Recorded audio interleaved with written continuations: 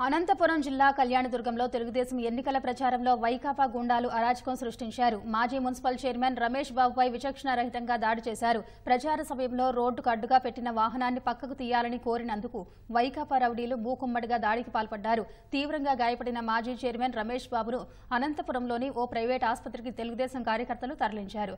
Vaikapa MLA అభ్యర్థి తలారి రంగయ్య రౌడీలను వెంటబెట్టుకుని ప్రచారం చేస్తున్నారని తెదేపా శ్రేణులు ఆందోళన వ్యక్తం చేశాయి.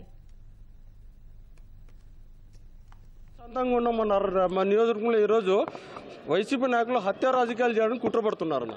వాస్తవం అంటే ఇంతవరకు ఇటువంటి దుర్ఘటన ఎప్పుడూ జరగలేదు మా నియోజకవర్గంలో. ఈరోజు వైపీ రమేష్ అన్న గారు వాల్మీకి ముద్దుబిడ్డ, ఆయన మీద ఈరోజు ప్రత్యేకంగా ప్లాన్ చేసి దాడి చేసి హత్య చేయాలని ప్రయత్నం చేస్తున్నారన్న.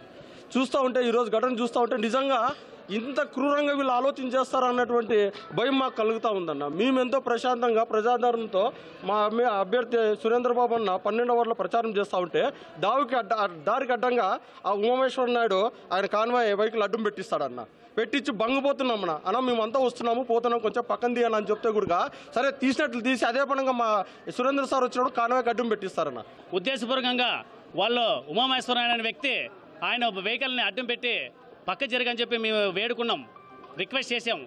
కానీ జరిగినట్లు జరిగి అనుకుని ముందస్తు ప్లాన్తో వాళ్ళు వైపీ రమేష్ పైన ఒక జిల్లా ఉపాధ్యక్షుని పైన ఇలా దాడి చేయడము చూస్తుంటే జనాలు కూడా ఎంతోమంది భయభ్రాంతులకు గురయ్యారు. అక్కడున్న పరిస్థితి చూస్తుంటే కేవలం రమేష్ని టార్గెట్ చేసి వైపీ రమేష్ గారిని టార్గెట్ చేసి హత్యా ప్రయత్నం చేయాలని చెప్పి వీళ్ళు మూకుమ్మడిగా దాడి చేశారు.